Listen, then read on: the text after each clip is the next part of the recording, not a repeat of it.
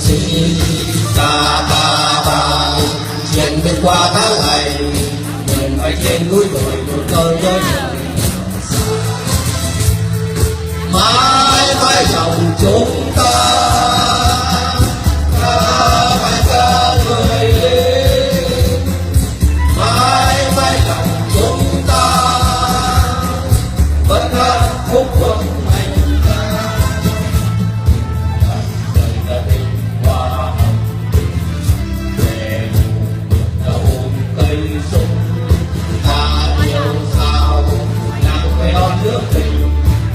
tình nhân phút thành âm khúc quân mãi mãi lòng chúng ta phải ca người lên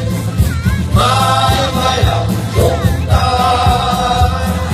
vẫn hát khúc quân hành ca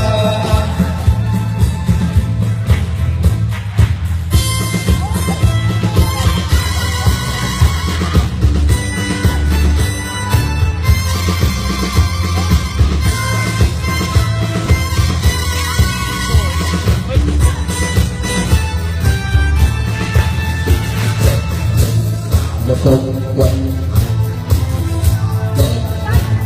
để ta kiếm sinh ta bao chiến miệt qua tháng ngày đường bay trên núi đồi miền hương tối rồi mãi mãi lòng chúng ta phải ca người lên mãi mãi lòng chúng ta vẫn đã một quân hành ca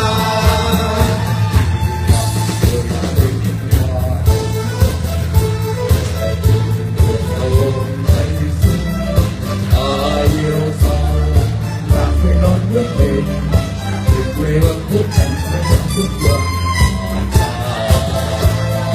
mãi mãi lòng chúng ta phải ca người lên mãi mãi lòng chúng ta vẫn là khúc quân hành ca mãi mãi lòng chúng ta phải ca người lên mãi mãi lòng chúng ta vẫn là khúc quân hành ca mãi mãi lòng chúng ta phải ca người lên mãi mãi lòng chúng ta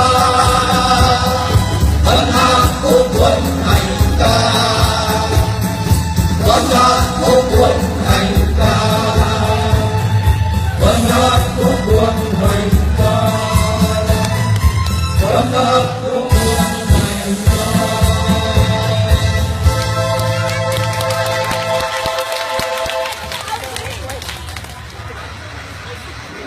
Vâng, chiến tranh đã qua đi.